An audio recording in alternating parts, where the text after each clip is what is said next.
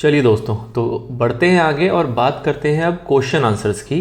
अब अभी तक जो हमने पढ़ाई करी है वो हमने बेसिक्स देख लिए कि अकाउंटिंग के इंट्रोडक्शन में क्या क्या बेसिक्स जानकारी है जो अपने को पता होनी चाहिए। अब बेस्ड ऑन दैट बेसिक्स हमें कुछ क्वेश्चन आंसर्स की प्रैक्टिस करनी है।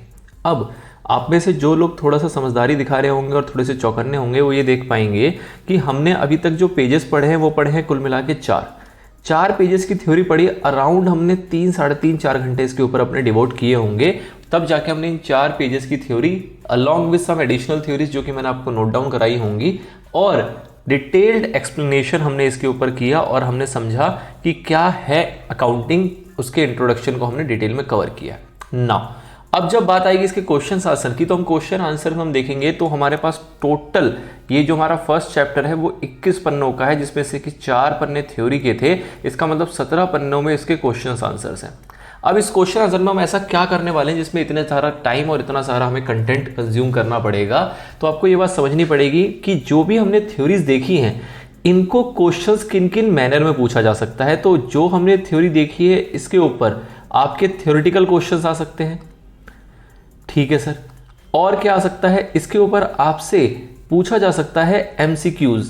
और क्या पूछा जा सकता है सर, आपसे पूछा जा सकता है फिलअप्स के फॉर्मेट में। क्वेश्चन वही रहेंगे, अकाउंटिंग ही आपसे पूछी जाएगी। अकाउंटिंग का सपोज डेफिनेशन पूछा जाएगा, direct question what is account, पहला क्वेश्चन हो सकता है accounting comprises the following, ABCD आपको चूज करना पड़ जाए।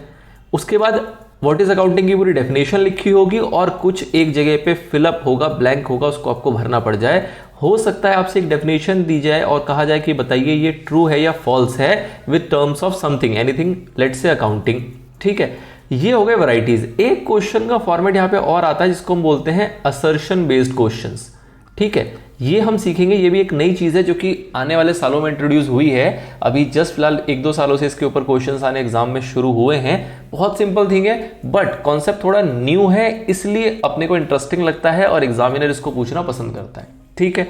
ये इतनी सारी वैरायटीज में वही एक कंटेंट को इतने सारे वैरायटी में आपके आगे सर्व किया जा सकता है और आपको उसको आंसर करना रहता है। तो इसके लिए हमने क्या किया, हमने अपने क्वेश्चन आंसर को किस तरीके से प्लान किया है, सेम इसी पैटर्न में हमने थ्योरेटिकल क्वेश्चंस देखे और थ्योरेटिकल क्वेश्चंस 2 टर्म्स में, 2 कैटेगरी में आपको दिया गया है इस बुकलेट में। एक है जिसमें हम बात करेंगे सॉल्व्ड की और एक है जिसमें हम बात करेंगे अनसॉल्व्ड की। अब इसका पर्पस क्या है कि सॉल्व्ड बेसिकली हो गया कि जिसमें आपको ये पता लगेगा कि किस तरीके से आंसर करना होता है, तो इसलिए उसका आंसर लिखा होना जरूरी होना चाहिए। यहाँ पे हम आपको सारे 1 to 1 आंसर लिखवाने का कोई पर्पस है नहीं। और दूसरा है अनसॉल्व्ड, जहां पे आपको कुछ क्वेश्चंस दे दिए गए जिसको कि अनसॉल्व्ड मैनर में, जिसको आप खुद से प्रैक्टिस करेंगे या फिर पीछे की थ्योरी को रेफर करते हुए उसका आंसर लिखने का प्रयास करेंगे। नाउ एमसीक्यूज हैं आपके कुछ यहाँ पे जो इन्हीं से रिलेटेड बनाए गए हैं, कुछ फिलअप्स के क्वेश्चंस, कुछ ट्रू फॉल्स के क्वेश्चंस, कुछ असर्शन क्वेश्चंस हैं। ये हो गया थ्योरी सेगमेंट। जो प्रैक्टिकल चैप्टर होगा उसमें हम इसके आगे कवर किया करेंगे प्रैक्टिकल क्वेश्चंस। इस चैप्टर में ऑल्दो प्रैक्टिकल कुछ था नहीं बट फिर भी 2 छोटा सा क्वेश्चंस यहाँ पे दिए गए हैं। एक छोटा कॉन्सेप्ट है जो हम वैसे तो आने वाले चैप्टर्स में उसको डील करते हैं बट यहाँ पे उसको डाल दिया गया, तो मैं आपको थोड़ा सा उससे रूबरू करा के ये क्वेश्चंस करवा दूंगा यहीं के यहीं। And the last but very very important is your 10 कदम। अब ये क्या है सर 10 कदम, ऐसा तो कुछ शो वगैरह टीवी में आया करता था। ये बेसिकली एक तरीका है जिस तरीके से कि मैं पर्सनली पढ़ाना पसंद करता हूं, जिसमें क्या करते हैं हम कि किसी भी चैप्टर के अंत में 10 ऐसे क्वेश्चंस देते हैं, 10 इस तरीके से क्वेश्चंस आपको दिए जाते हैं जिसको कि अगर आपने रिवाइज कर लिया, जिसको आपने कवर कर लिया, तो आपको पता लग जाएगा कि आपके अंदर कितना दम है। कितना दम इन द सेंस कि आपकी तैयारी कितनी मजबूत हो रखी है, उन 10 क्वेश्चंस आपको पता लगेगा। नंबर 1। नंबर 2, कभी भी एग्जाम होगा आपको रिवाइज करने हैं तो आप इस तरीके से पूरे के पूरे 100-125 क्वेश्चंस नहीं करेंगे। आपने ये 10 क्वेश्चंस अटेम्प्ट कर लिए, आपका रेफरेंस मटेरियल एक तरीके से आपके दिमाग में सारे कॉन्सेप्ट्स को दोबारा से रिवाइज कर देगा इन 10 क्वेश्चन से, ठीक है। तो ये एंड में आपको और क्वेश्चंस दिए गए हैं। अब इस पूरे सिनेरियो में कई क्वेश्चंस होंगे जो आपको लगेंगे कि रिपीट हो रहे हैं। रिपीट मतलब एक जैसे सिमिलर टाइप के क्वेश्चंस होंगे, सिमिलर टाइप का आंसर होगा। बट इसको इस तरीके से कराने का पर्पस ये है कि आपको हर पैटर्न के क्वेश्चन से आप पहले ही रूबरू रहे, ताकि एग्जाम में कुछ भी आपको दिखे तो आपको कुछ यूनिक ना लगे, कुछ अलग ना लगे, आप इजीली उसको समझ पाएं और अपना आंसर कर पाएंगे, ठीक है। तो दिस इज द वे जिस तरीके से हम किसी भी चैप्टर के अंदर अपना अंडरस्टैंडिंग डेवलप करने के बाद, थ्योरी डेवलप करने के बाद, कॉन्सेप्ट्स डेवलप करने के बाद आगे बढ़ा करेंगे। ठीक है, फर्स्ट चैप्टर था इसलिए मैंने आपको बता दिया। चलिए सर, तो अब पहला एरिया इसके अंदर आता है जिसके अंदर हम बात करेंगे थ्योरेटिकल क्वेश्चंस को। उसको हमने नाम दिया है rapid fire theoretical questions. Rapid fire का इसमें मतलब क्या है सर? इसमें मतलब कुछ ऐसा है कि आपने 2 थ्योरीज तो सारी पढ़ ली हैं, आपने सारी की सारी थ्योरी तो पढ़ ली है, तो क्या हम सारी थ्योरी को बार बार पढ़ेंगे? मतलब सपोज 4 जगह अकाउंटिंग की डेफिनेशन आएगी तो क्या मैं आपको 4 जगह लिखवाऊंगा, या क्या आपको 4 जगह लिखने की जरूरत है? बिल्कुल भी नहीं। मतलब क्या है कि जब हम इन क्वेश्चंस को करेंगे, यहाँ पे आपके पास टोटल 42 क्वेश्चंस है, टोटल 42 क्वेश्चंस है, जिसको मैं 2 पार्ट में आपको कवर कराऊंगा। पहले में 21, 22, 23 क्वेश्चंस कर लेंगे और बाकी रिमेनिंग क्वेश्चंस दूसरे पार्ट में कवर करेंगे ब्रेक लेते हुए। ठीक है, तो ये 42 क्वेश्चंस के अंदर आपको मुझे मुश्किल से 2 या 3 क्वेश्चंस ही लिखवाने पड़ेंगे या समझाने पड़ेंगे डिटेल में। बाकी सारे वो क्वेश्चंस हैं जो कि हमने पीछे पढ़ लिया है, जस्ट आपको क्वेश्चन रूबरू कराना है, आंसर समझाना है और आगे बढ़ना है। ठीक है, ये हो गया सॉल्व में। अनसॉल्व के अंदर भी ऐसे ही होगा कि अनसॉल्व के अंदर आपके पास अराउंड 50 क्वेश्चंस हैं, उसके अंदर मुझे कुछ 5-6 क्वेश्चंस हैं जिसमें आपको डिटेल में कुछ लिखवाना पड़ेगा, कुछ समझाना पड़ेगा। अदरवाइज रिमेनिंग क्वेश्चंस वो है जो कि हम ऑलरेडी पढ़ चुके हैं, समझ चुके हैं, बस आपको क्वेश्चन का पैटर्न मुझे दिखाना है यहाँ पे। एमसीक्यूज वगैरह जब हम करेंगे, फिलिप्स वगैरह करेंगे, तो उसको हम 100% अटेम्प्ट करेंगे क्योंकि वो अपने आप में एक यूनिक होगा, बहुत सिंपल होगा। ठीक है, चलिए, तो पहला क्वेश्चन है ये। हम जब हमने आइडेंटिफिकेशन समझा था, जब हम डेफिनेशन समझ रहे थे अकाउंटिंग की, तब हमने इस क्वेश्चन को अटेम्प्ट कर लिया था। इसके अंदर आपको बताना था कि कौन सी बिजनेस ट्रांजैक्शन है और कौन सी बिजनेस ट्रांजैक्शन नहीं है। जैसे कि हमने देखा था कि इवेंट्स जो होती हैं वो बहुत सारी होती हैं, लेकिन उसके अंदर से जो मॉनेटरी इवेंट निकल के आती है उसकी हम यहाँ पे बात करते हैं। तो मॉनेटरी इवेंट हमें ढूंढना था जिसको कि हम रिकॉर्ड करेंगे अपने बुक्स ऑफ अकाउंट में। ये हम पीछे की वीडियो में कवर कर चुके हैं। क्वेश्चन नंबर 2 आता है आपका, जिसमें बात कर रहा है कि what is meant by accounting. तो कुछ नहीं, आपको यहाँ पे अकाउंटिंग की डेफिनेशन लिखनी है और चलता करना है, कुछ खास नहीं, इजी क्वेश्चन, कोई बड़ी बात नहीं है, हमने पीछे पढ़ा हुआ है।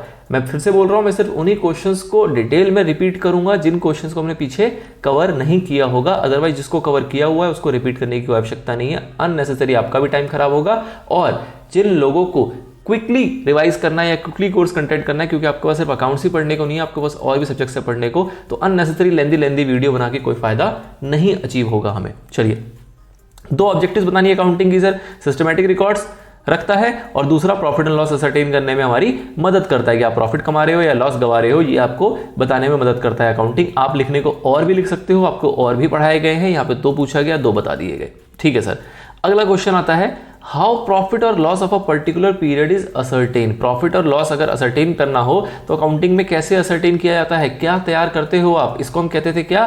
Financial results. याद आ रहा है? इसको हम क्या कहते थे? Financial results. और फाइनेंशियल रिजल्ट्स जो है वो कैसे ऑब्टेन होता है? जब आप प्रिपेयर करते हो क्या? Trading account, profit and loss account. इसी से मिलता जुलता क्वेश्चन आता है कि अगर फाइनेंशियल पोजीशन पता लगाना हो तो क्या देखना पड़ेगा, क्या बनाना पड़ेगा? आपको बनाना पड़ेगा उसके लिए क्या? Balance sheet. ये क्या होता है आगे हम बनाएंगे अपने आने वाले चैप्टर्स में, बट फिलहाल मैंने आपको मोटे मोटे तौर पर बता दिया था कि बैलेंस शीट्स आपकी एसेट्स और लायबिलिटी दर्शाता है, मतलब आपकी संपत्ति और आपकी दायित्व उधारी को दर्शाता है बैलेंस शीट। और कितना आपने कमाया, कितना उसमें से खर्चा कर दिया और क्या आपने बचा लिया, जो बचाया वो आपका प्रॉफिट रहा या लॉस रहा, वो बताने का काम करता है trading and profit and loss account. ठीक है, चलिए अगला आता है, name the branch of commerce which keeps a record of monetary transaction in a set of books. मतलब कि ऐसा आप कॉमर्स का कोई ब्रांच बताइए जिसका काम क्या है कि रिकॉर्ड्स को मेंटेन रखना। कौन सी रिकॉर्ड? जो मॉनेटरी ट्रांजैक्शन होते हैं। कैसे?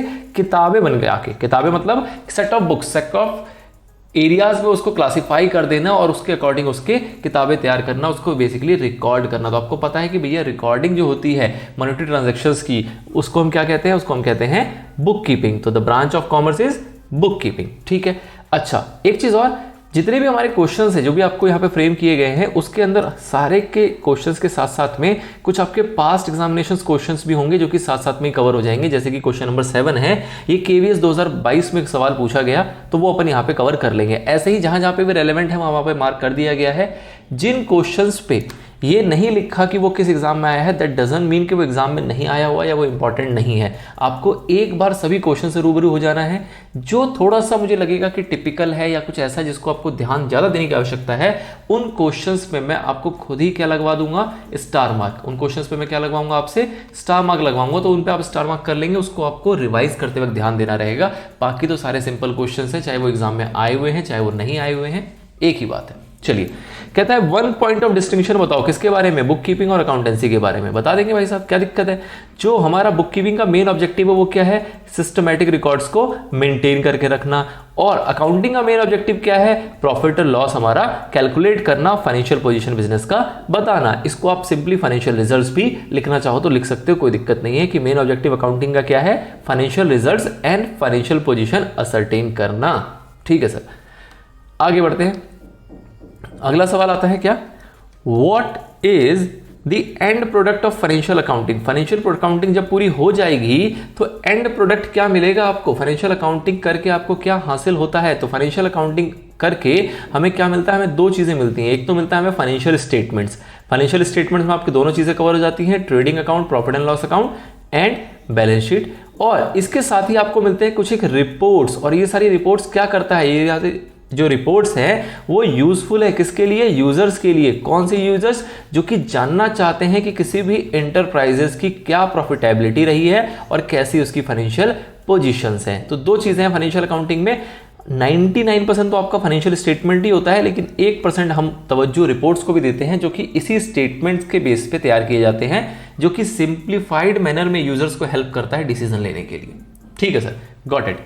अगला सवाल, name any two users of accounting information. Accounting information के दो यूजर बता दो। तो दो कैटेगरी नहीं पूछ रहा है, दो यूजर पूछ रहा है। आपको पता है इंटरनल होते हैं, एक्सटर्नल होते हैं। यहां पे आपको एक एक दोनों में से बता दिए गए। एक इंटरनल बता दिया गया विच इज ऑनर, और एक एक्सटर्नल बता दिया गया विच इज क्रेडिटर। आप इससे ज्यादा जानते हो, इससे ज्यादा आप लिख सकते हो। अगला सवाल, who are the internal users of accounting information. अब यहां से आपसे ये नहीं पूछ रहा है कि इंटरनल यूजर्स कौन होते हैं, मतलब यहां पे आपको डिफाइन करने के लिए कह रहा है कि बताओ अकाउंटिंग इन्फॉर्मेशन के इंटरनल यूजर्स जो है वो कौन कहलाते हैं, किसको हम कहते हैं इंटरनल यूजर्स। ठीक है, ये आपके एग्जाम में आया हुआ सवाल है। तो इंटरनल यूजर्स कौन है? बेसिकली जो डायरेक्टली इन्वॉल्व है किस चीज में? बिजनेस के मैनेजमेंट में और ऑपरेशन में। मतलब बिजनेस एंटरप्राइज को जो लोग डायरेक्टली मैनेज कर रहे हैं या उसके ऑपरेशन में इन्वॉल्व होते हैं, ये आपके कीवर्ड्स हैं। एक चीज और मैं आपको यहाँ पे दोबारा से रिपीट कर दूं कि आपको जो एग्जाम्पल्स हैं वो याद नहीं करने हैं, आपको जो थ्योरीज हैं वो याद नहीं करने हैं, आपको याद कुछ भी नहीं करना है, रट्टा आपको कुछ भी नहीं मारना है। आपको क्या करना है? आपको एग्जाम में जो आंसर्स लिखने हैं, अगर लिखने को आता है तो वो आपको अपने लैंग्वेज में लिखना है। बस उस लैंग्वेज में लिखते वक्त आपको ध्यान क्या रखना है कि कीवर्ड्स, ऑपरेटिंग की जगह आप ऑपरेशन लिख दोगे, मैनेजिंग की जगह मैनेजमेंट लिख दोगे, इस सबसे कोई फर्क नहीं पड़ेगा। मोर और लेस जो पॉइंट है, जो कॉन्सेप्ट है वो कन्वे होना चाहिए। आपको अपने भाषा में लिखना है, किसी भी किताब से रट्टा मारने की आवश्यकता नहीं है। इसी क्वेश्चन का आंसर आपको 4 किताबों में 4 तरीके से लिखा होगा, और मैं अगर लिखवाने पे आऊं तो आपको मैं और नए 4 तरीके से लिखवा सकता हूं, और वो 8 के 8 जो होंगे वो सही जवाब है। ठीक है, तो यहां पे कभी भी अकाउंट्स ऐसा सब्जेक्ट है जहां पे आपको कभी नहीं कहता कि आप डिट्टो छापिए, आपको अपने शब्दों में एक्सप्लेन करना होता है। आपसे हमेशा ये जानने की कोशिश होती है कि आपको इस सवाल से क्या समझ में आया और आप उसको किस तरीके से आंसर कर सकते हैं। क्लास में 50 बच्चे होंगे, 50 बच्चे अलग अलग तरीके से उसको लिख सकते हैं, और हो सकता है कि 50 का आंसर भी सही हो। ठीक है, तो इसलिए आपको रट्टा नहीं मारना है। आपको कीवर्ड्स है, वही कीवर्ड्स मैं आपको हाईलाइट भी करके चल रहा हूं, उसी कीवर्ड्स को आपको ध्यान रखते हुए अपने आंसर को फ्रेम करना होता है। ठीक है सर, अगला सवाल, name any 2 external users of accounting information. Accounting information के 2 एक्सटर्नल यूजर बता दो। 2 क्या, आप तो बहुत सारे बता दोगे। इन्वेस्टर्स होते हैं, क्रेडिटर्स होते हैं, लेंडर्स होते हैं, एम्प्लॉय यूनियंस होते हैं, कस्टमर्स होते हैं, गवर्नमेंट होते हैं। ठीक है सर, ये भी आपके एग्जाम में आया हुआ है पीछे। आगे बढ़िए, state the nature of information required by the investors. ये कुछ अच्छे क्वेश्चन है, यहां से कुछ आपको अच्छे अच्छे क्वेश्चन दिखेंगे।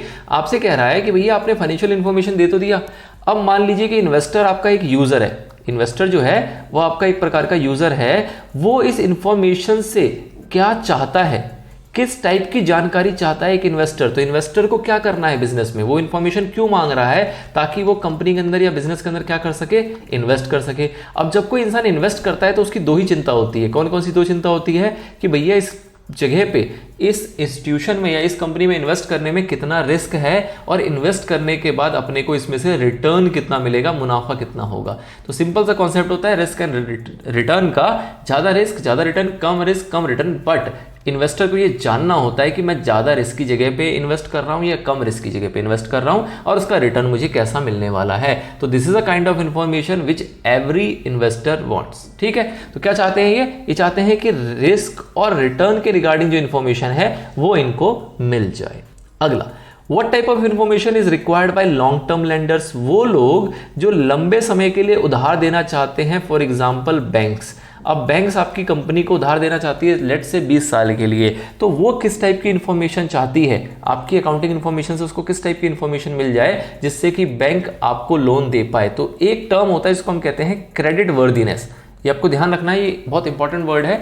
इवन हर इंसान की क्रेडिट वर्दीनेस होती है। जैसे कि आप कहते हैं कि कोई एक इंडिविजुअल है, वो किसी बैंक में अप्लाई करता है क्रेडिट कार्ड के लिए, ठीक है सर, क्रेडिट कार्ड के लिए जब अप्लाई करता है तो बैंक उसके इंफॉर्मेशंस को असेस करती है और उसके बाद आप देखेंगे कि कोई एक व्यक्ति ऐसा है जिसको क्रेडिट कार्ड के अंदर 10,000 रुपए की लिमिट मिलती है और कोई व्यक्ति ऐसा होता है जिसको 10 लाख रुपए की लिमिट मिल जाती है। ये कैसे डिसाइड होता है? ये डिसाइड होता है क्रेडिट वर्दीनेस से कि उसकी मार्केट में लोन लेने की औकात कितनी है। सिंपल शब्दों में बताऊं तो कि अगर वो मार्केट में खड़ा हो जाए तो मार्केट में लोग उसको कितना पैसा देने को तैयार बैठे हुए हैं, that is called credit worthiness. ठीक है, कितना वर्थ है उसका उधारी का, तो वो चीज यहां पे जाननी होती है किसी भी लॉन्ग टर्म लेंडर्स को, किसी भी बैंक को, चाहे वो क्रेडिट कार्ड दे रही हो या किसी भी प्रकार का आपको उधार देना चाह रही हो।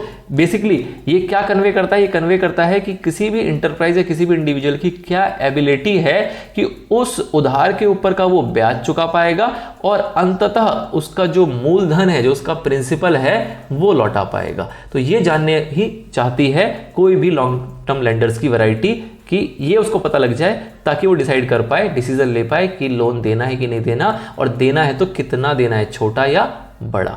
आगे, what are the informational needs of management? Management को क्या चाहिए भाई साहब? मैनेजमेंट को क्या जानना है? मैनेजमेंट को जानना है कि सेल कितनी हुई। जैसे कि कोई पूछे कि भैया बताओ पिछले महीने कितना सेल था, तो मैनेजमेंट अकाउंटिंग से जान ले। कितना खर्चा कर रहे हो, अकाउंटिंग से जान ले। प्रॉफिट हो रहा है, लॉस हो रहा है, अकाउंटिंग से जान ले। तो ये बेसिक चीजें होती है जो मैनेजमेंट को जाननी होती है बुक कीपिंग अकाउंटिंग से।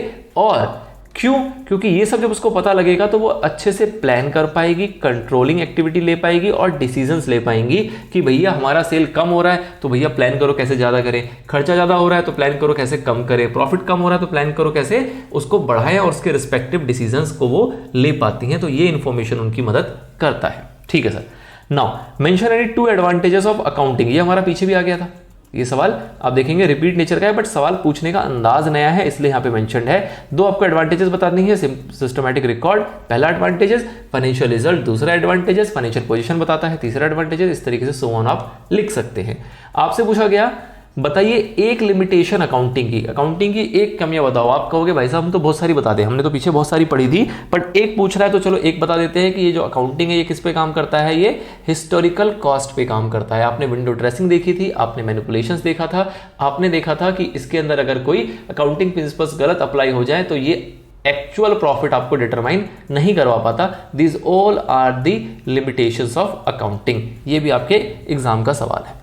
अगला, Which qualitative characteristics of accounting information require the use of common unit and common format of reporting? आपको ध्यान होना चाहिए कि qualitative characteristics आपने पढ़े थे 4, कौन कौन से थे? Reliability, relevance, comparability और understandability। अब ये जानना चाह रहा है कि बताओ उन चारों में से कौन सा ऐसा है जो क्या चाहता है? वो चाहता है कि कॉमन यूनिट यूज हो और कॉमन फॉर्मेट में आपकी रिपोर्टिंग हो। ये कौन चाहता है? जब आप सारी चीजें कॉमन कर पाओगे तो आपके लिए क्या आसान हो जाता है? आपके लिए कंपैरिजन आसान हो जाता है। जैसा कि हमने समझा था कि सपोज 2 साल की किसी को कंपैरिजन करनी हो और एक में सेल्स लिखा हो पहले नंबर पे, एक में सेल्स लिखा हो 10वें नंबर पे, तो उसको दिक्कत आएगी। बट हर साल में सपोज 2022, 2023, 2024 हर साल में जो सेल्स आप मेंशन करते हो वो पहले नंबर पे ही मेंशन करते हो, तो उस केस में इसके लिए कंपेयर करना क्या हो जाएगा?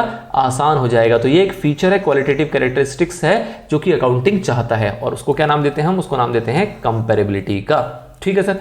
अगला, accounting information should be verifiable and free from personal bias. मतलब कि जो अकाउंटिंग इंफॉर्मेशन है वो कोई चाहे तो वेरीफाई कर सकता है और उसके अंदर आपकी पर्सनल बायसनेस नहीं होनी चाहिए कि आपका मन किया सेल बढ़ा दिया तो आपने बढ़ा दिया, आपका मन किया सेल घटा दिया तो आपने घटा दिया। इस टाइप की हरकतें नहीं होनी चाहिए। कोई भी चीज जो आपने रिकॉर्ड करी है वो वेरीफाई किए जाने योग्य होनी चाहिए और उसका एक सपोर्टिंग डॉक्यूमेंट आपके पास हमेशा मौजूद होना चाहिए। जब ये चीज होगी तो ये बेसिकली किसको डोनेट करता है? कौन सी क्वालिटेटिव कैरेक्टरिस्टिक्स बताता है? ये बताता है reliability. Because of this only हमारा जो अकाउंटिंग इंफॉर्मेशन है वो क्या बनता है? रिलायबल बनता है।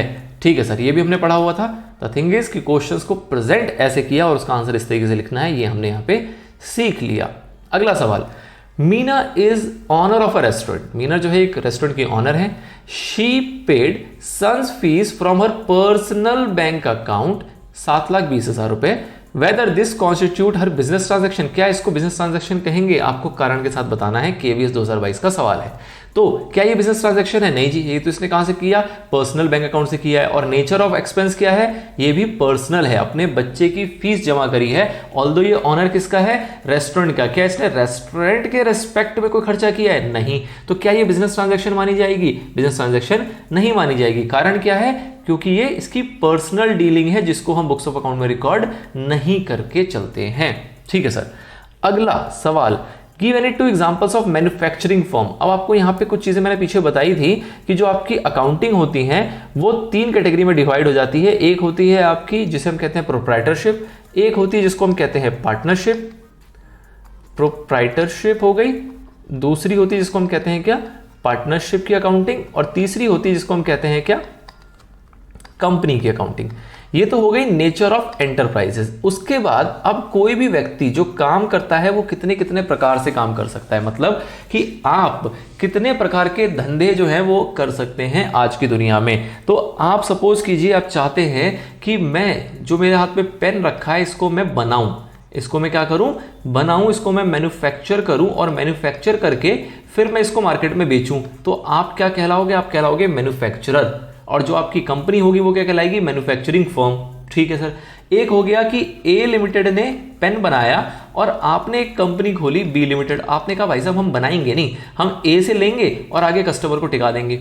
ए से खरीदेंगे 10 रुपए का, 2 रुपए का प्रॉफिट जोड़ेंगे, 12 रुपए का कस्टमर को बेच देंगे। अगर आप इस टाइप का काम करते हो तो इसको हम क्या कहते हैं? इसको हम कहते हैं ट्रेडिंग। आप मैन्युफैक्चर नहीं करते हो, आप कहीं से खरीदते हो और आगे उसको बेच देते हो, तो इस काम को क्या कहा जाता है? इसको कहा जाता है ट्रेडिंग टाइप की फर्म। तीसरा होता है फाइनेंस फर्म। फाइनेंस फर्म का मतलब क्या हो गया कि ए लिमिटेड एक कंपनी है, इसको चाहिए लोन। अब इसको लोन चाहिए तो ये लोन के लिए कहां जा सकती है? लोन के लिए बैंक के पास जा सकती है। और बैंक के साथ साथ आप देखेंगे कई सारी फाइनेंशियल इंस्टीट्यूशंस होती हैं आज के टाइम पे जो कि आपको लोन प्रोवाइड करती है। तो फाइनेंशियल इंस्टीट्यूशंस जो हैं वो भी लोन प्रोवाइड करती हैं। तो मतलब वो जो काम कर रही है वो किस चीज का काम कर रही है? इन्होंने कैसा फॉर्म खोला? एक तो हो गई बैंकिंग सेगमेंट, इसके अलावा भी जो लोग लोन वगैरह प्रोवाइड करने का काम करते हैं उसको हम क्या कहते हैं? उसको बोलते हैं हम फाइनेंसिंग फर्म्स। ठीक है। और एक लास्ट कैटेगरी आती है जिसको बोलते हैं सर्विस प्रोवाइडर। सर्विस प्रोवाइडर्स कौन होते हैं? जैसे कि चार्टर्ड अकाउंटेंट क्या करते हैं? सर्विसेज प्रोवाइड करते हैं। जैसे कि सीए फर्म क्या करती हैं? चार्ट जो आपको सर्विसेज प्रोवाइड करती हैं। इस टाइप के लोग जो है ये किस में आते हैं? सर्विस प्रोवाइडर्स में आते हैं। ये ना मैन्युफैक्चरिंग कर रहे हैं कुछ, ना कुछ ट्रेडिंग कर रहे हैं, ना ये किसी को उधारी दे रहे हैं, ना कोई फाइनेंस का काम कर रहे हैं। ये किसका काम कर रहे हैं? ये सर्विस प्रोवाइड कर रहे हैं, जो भी जिस चीज में उनकी एक्सपर्टीज है उस चीज की सर्विस दे रहे हैं। ठीक है। तो इसी के ऊपर, इस कॉन्सेप्ट को बेस के ऊपर आपके पास यहाँ पे 4 सवाल दिए हुए हैं। पहला सवाल कह रहा है कि 2 एग्जाम्पल बताइए मैन्युफैक्चरिंग फर्म के। आप अपनी मर्जी से जितने मर्जी एग्जाम्पल बता सकते हैं। यहां पे फिलहाल 2 आपको दर्शाए गए हैं, हिंदुस्तान यूनिलीवर और एटलस साइकिल। इसके अलावा आप बहुत सारे हैं, अदानी ग्रुप है, आपके रिलायंस हैं, आप इस सब में से जिसकी चाहे उसके नाम ले सकते हैं। ठीक है। Any 2 examples of trader firms. Trader firms की बात करें तो अदानी एंटरप्राइजेस ट्रेडिंग का काम भी करती हैं और मदर डेयरी भी जो है वो क्या काम करती है? ट्रेडिंग का काम करती हैं। ट्रेडर फर्म्स इसके जगह अलावा और भी हो सकते हैं। यहाँ पे आपसे जनरली क्वेश्चन पूछा गया है तो आप किसी भी नामी 2-3 संस्थानों के नाम बता सकते हैं। 2 एग्जांपल्स बताने हैं फाइनेंस फर्म्स के। तो आपने सुना होगा मुथूट फाइनेंस, ये फाइनेंस का काम करती है। बजाज कैपिटल फाइनेंस का काम करती है। इसके अलावा भी आप बता सकते हैं जनरल इंश्योरेंस कंपनी है, ये भी आपको फाइनेंस देती है। इसके अलावा और बहुत छोटे छोटे लेवल पे कोऑपरेटिव सोसाइटीज होती है, वो भी फाइनेंसिंग फर्म्स होती हैं। ठीक है। 2 एग्जांपल्स बताइए सर्विस प्रोवाइडर्स का। तो आपको पता है टीसीएस। टीसीएस क्या होती है? आपकी जो कंसल्टेंसी प्रोवाइड करती है, जो एक्सपर्टीज देती है in terms of software engineering, in terms of consultancy of managing IT enterprises. मतलब आईटी अगर आपको डेवलप करवाना है तो आप टीसीएस से हेल्प लेते हैं। सेम पैटर्न पे आपका विप्रो है, वो भी इस टाइप का काम करता है। इसी पैटर्न पे आप और भी चाहेंगे तो और भी आपको रिलेटेड बहुत सारे आपको इस टाइप के फॉर्म्स इजीली आप यहाँ पे लिख सकते हैं। बहुत बेसिक है ये। आपको कॉन्सेप्ट डेवलप करने के लिए यहाँ पे 4 सवाल दिए गए थे। मोटा मोटा आपको 4 प्रकार के फॉर्म्स एग्जिस्ट करते हैं दुनिया में, ये आपको पता होना चाहिए। एग्जाम्पल्स आप कुछ भी लिख सकते हैं, कोई उस पर दिक्कत नहीं है। चलिए सर, तो ये कुछ क्वेश्चंस हमने देख लिए। थोड़ा सा क्वेश्चंस और बच रहे हैं हमारे सॉल्व के अंदर, उसके लिए लेंगे एक छोटा सा ब्रेक, उसके बाद कंटिन्यू करेंगे हम बाकी सवालों को।